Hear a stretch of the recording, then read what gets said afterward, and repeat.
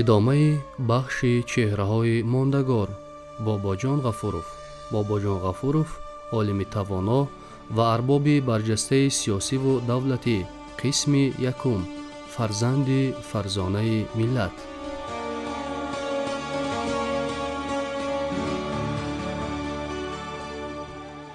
هدف باباجان غفورов با نشر این اثر و اثرهای من بعده با عالمیان اثبات نمودن آن نکته بود که تاجیکان قدیمترین ساکنان و صاحبان حقیقی این مرزبون بودند و هستند.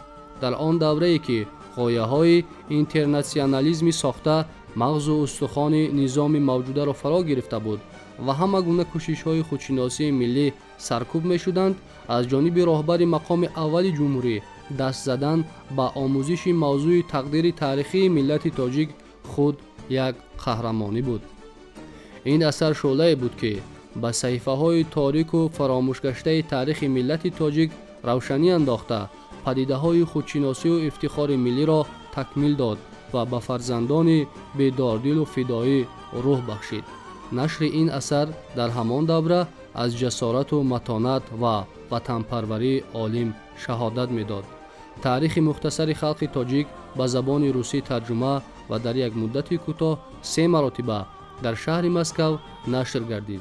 این اثر از طرف شهرشناسان جهان بهای بلند گرفته برای تحقیقات من بعده و با وجود آمدن تاریخ بسیار جلده خلق تاجیک زمینه گذاشت. در شخصیت باباجان غفورov ایام سرور جمهوری بودنش استعداد سازماندهی و اصول خوبی راهبری برجسته تجسم یافته است.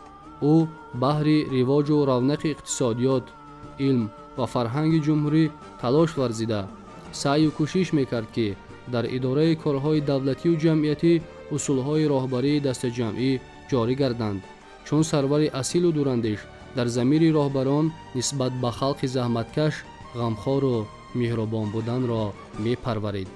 باباجان غفورov در فعالیت راهبری خود به مسئله‌های خرد و ریزه سرگرم نشده بیشتر به حل مسئله‌های مهمترین ترقیات اقتصادی، اجتماعی و فرهنگی مشغول میشد.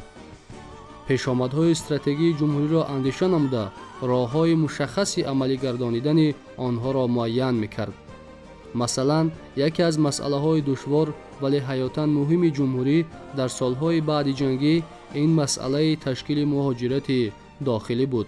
شرایط ترقیات اقتصادی تقاضا میکرد که کارهای آبیاری و آبادانی را علل خصوص در وادی وخش و دشت‌های میرزاچل و دلورزین وسعت داده به این منطقه ها مردم ناحیه‌های بلندکوه و سراهالی کوچانیده شوند.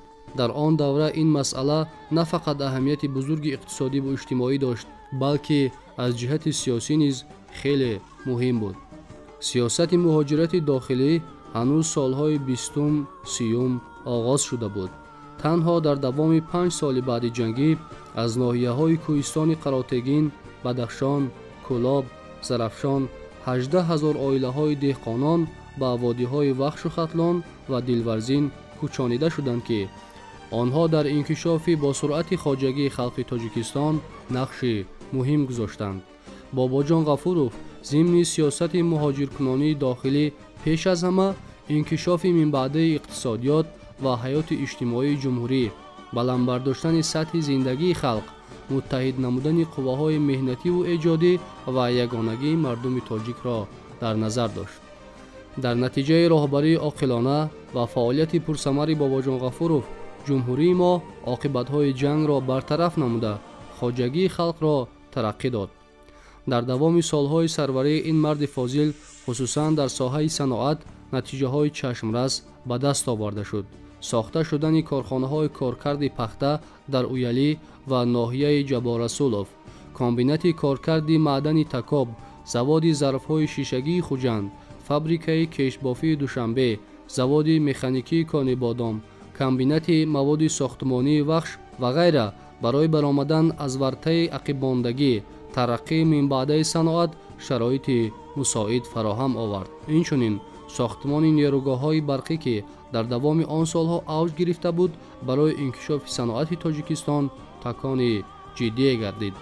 آموزش فعالیت راهبری باباجان غفورov در سالهای 1946 1956 нишон медиҳад ки ягон соҳаи муҳими тараққиёти хоҷагии халқи ҷумҳурӣ аз мадди назари ӯ дур намондааст.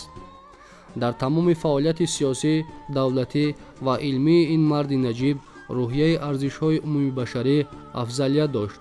ӯ нисбат ба ҳар гуна зуҳуроти миллатгароӣ, ақидаҳои шовинистӣ, ҷудоиандозӣ оштинопазир буд.